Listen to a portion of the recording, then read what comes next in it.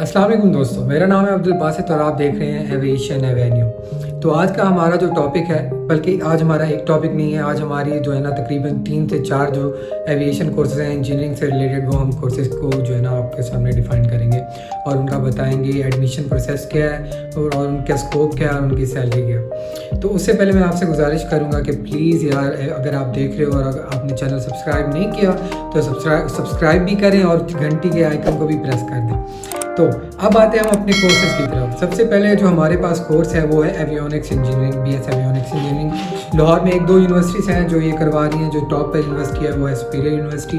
उसके बाद 1-2 यूनिवर्सिटीज़ और भी हैं जो करवा रही हैं। तो एवियोनिक्स इंजीनियरिंग में क्या होता है? एवियोनिक्स इंजीनियरिंग में हमारे पास जो एयरक्राफ्ट का इंस्ट्रूमेंट क्लस्टर होता है सारा, जिसमें सारे एवियोनिक्स हमारे पास जो क्या कह सकते हैं एवियोनिक्स कंट्रोल्स वगैरह होते हैं डिजिटल, उनको कंट्रोल करना होता है इनमें और इनको मेंटेन रखना होता है। इसके लिए आपको एयरलाइन में जॉब मिलती है जिसमें आपको इन सारी चीज़ों को हर फ्लाइट से पहले चेक करना होता है कि भाई कोई चीज़ वर्किंग में है नहीं है, उसका कोई मसला नहीं है। ये सारी चीज़ें आती हैं एवियोनिक्स इंजीनियरिंग में। इसमें मेंटेनेंस होगी उनकी, या नए प्रोडक्ट्स, नई इसमें इनोवेशन भी आ सकती है कि आप कोई एयरक्राफ्ट में नई चीज़ लाना चाह रहे हो जो अब तक नहीं है, वो भी एवियोनिक्स इंजीनियरिंग में आती है। एवियोनिक्स इंजीनियरिंग होगी।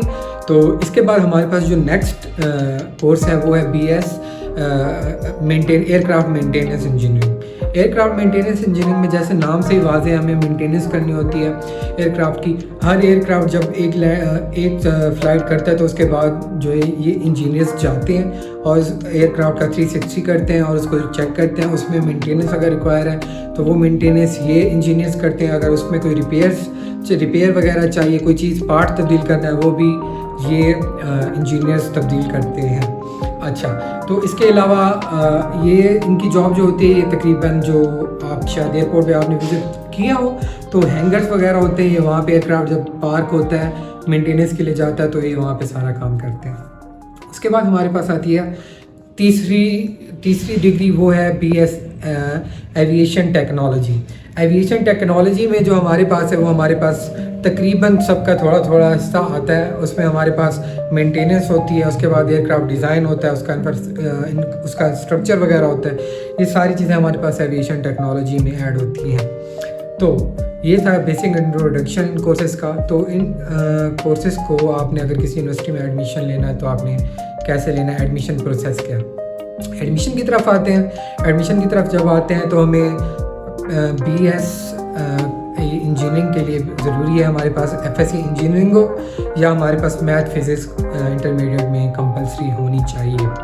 तो उसके बाद प्राइवेट सेक्टर में ये आपको फ़ायदा हो जाता है कि आपको कोई टेस्ट वगैरह नहीं देना पड़ता। स्पेशली सुपीरियर यूनिवर्सिटी, इनका अपना एक एंट्री टेस्ट होता है जो आप इजीली क्लियर कर सकते हो। मिनिमम आपकी मार्क्स रिक्वायरमेंट जो है वो है 60% होनी चाहिए और इनकी फ़ीस जो है वो इनके पोर्टल पर अवेलेबल है, वहाँ पर आप जाके चेक कर सकते हो।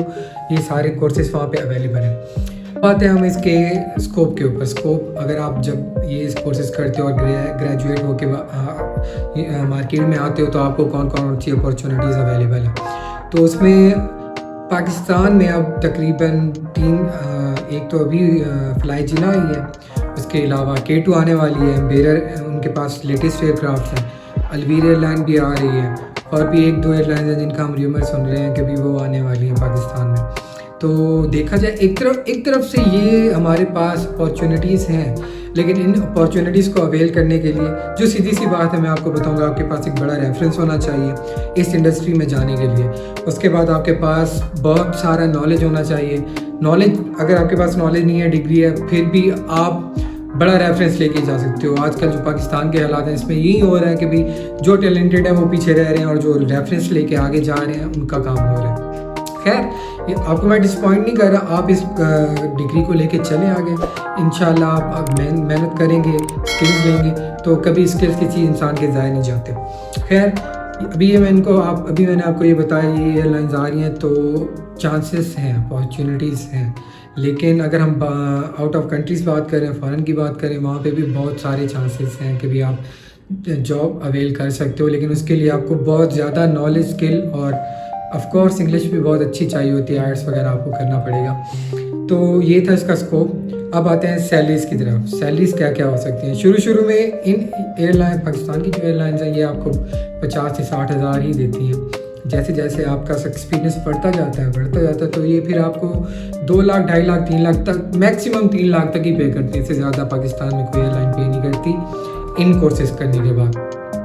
हाँ, अगर आप फॉरेन कंट्रीज़ जाते हो, वहाँ पे जॉब के लिए अप्लाई करते हो, अगर आपकी जॉब होती है तो वहाँ पे सैलरी का कुछ और स्कोप है। जैसे मैंने पिछली वीडियोस में भी बताया, बाहर अब इन्फ्लेशन रेट भी देखा जाता है, एम्प्लॉयमेंट रेट भी देखा जाता है, उस हिसाब से फिर आपको जो है जॉब मिलती है और आपकी सैलरी डिस्कस होती है और आपको वो मिलती है। तो इसके बाद अगर मैं आपको अपना ओवरव्यू बताऊँ तो ये बहुत अच्छी, अगर इंजीनियरिंग में आप जा रहे हो तो ये एक थोड़ी सी मैं कह लूँ यूनिक कोर्सेज़ हैं और यूनिक जॉब होती है। और इस जॉब में बहुत सारे आप कह सकते हो कि भी इम्तहान होते हैं। एक फ़्लाइट आती है, आपको टाइम दिया जाता है।